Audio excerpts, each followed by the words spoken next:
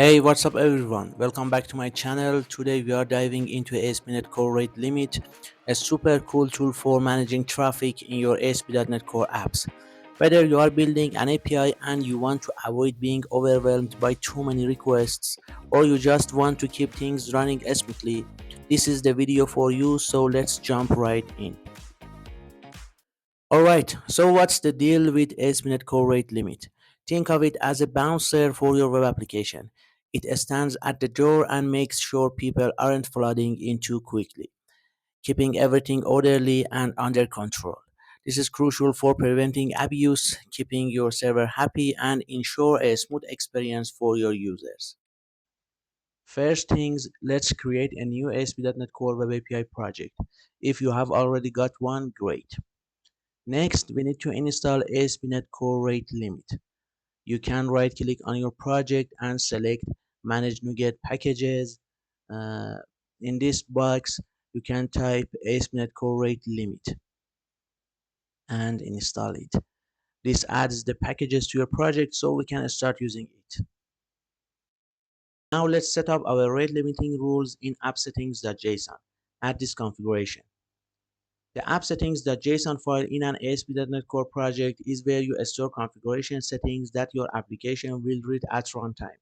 For ASP.NET Core Rate Limit, this is where we define the rate limiting rules, basically how strict or lenient we want our traffic cop to be. Here's a deep dive into what each part of the configuration means.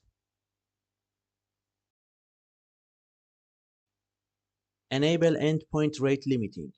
When set to true, this allows you to apply rate limiting to specific endpoints. If false, the rules apply globally. Why it matters? You might want to limit traffic differently depending on the endpoint. For example, you could be more lenient on public APIs and stricter on admin endpoints. Stack blocked requests. If set to true, requests that exceed the limit and get blocked will be stacked and retried when they're allowed again. Why it matters? Most of the time you will leave this as false, because stacking can lead to sudden bursts of traffic when the requests are retried, which defeats the purpose of rate limiting. Real IP header. This is useful if your application is behind a reverse proxy like Nginx or a load balancer that forwards the client's IP in a custom header like Xreal IP. Why it matters? By setting this, you ensure the rate limiting checks the real client's IP rather than the IP of the proxy. Client ID header. This is used for rate limiting based on a client ID instead of an IP address. It's handy if you are dealing with multiple users or services behind the same IP address. Why it matters?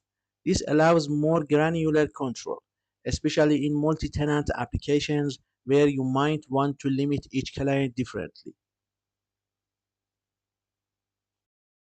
HTTP status code.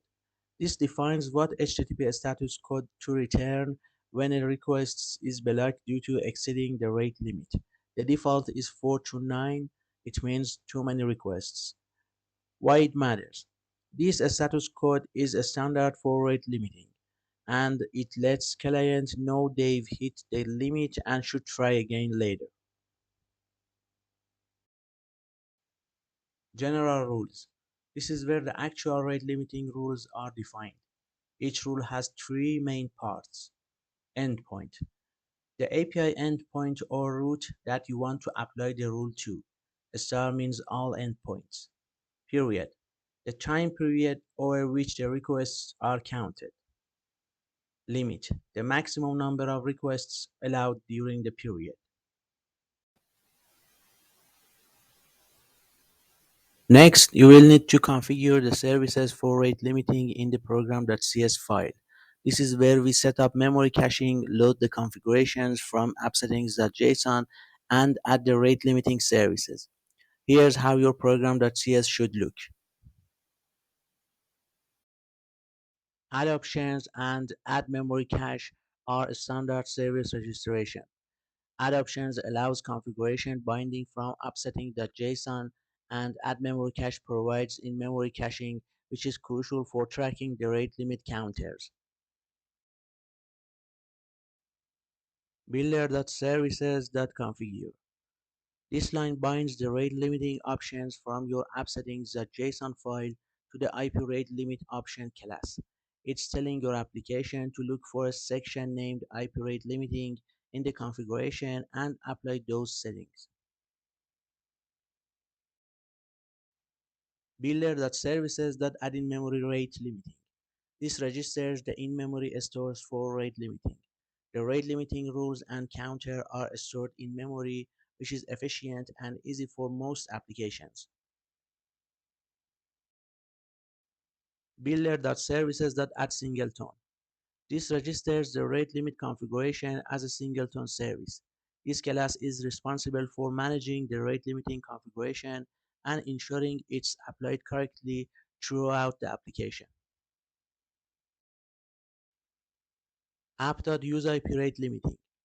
This adds the rate limiting middleware to the request pipeline. This is what enforces the rate limits based on the rules you have set up.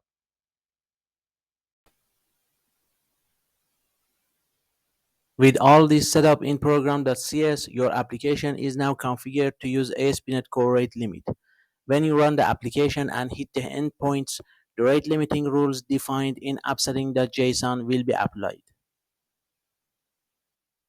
In your program.cs, you've already set up the basic structure for a web API. Now let's add endpoint that we can hit with Postman to see how the rate limiting works. This is the default weather forecast endpoint that comes with a new web API project. It's a simple get endpoint that returns some dummy weather data.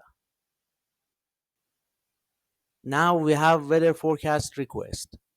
Let's see how they behave with the rate limiting we set up. Open Postman and create a new get request. Send this request multiple times quickly. According to our app settings.json, after 5 requests in a minute, you should start receiving a 429 status code, indicating that the rate limit has been exceeded. Alright, that's it for today. Now you've got rate limiting all set up in your ASP.NET Core app, so you can keep things under control and your servers happy. It's a simple but powerful tool that can save you from a lot of headaches down the road. If you enjoyed this video, go ahead and hit that like button. It really helps out the channel.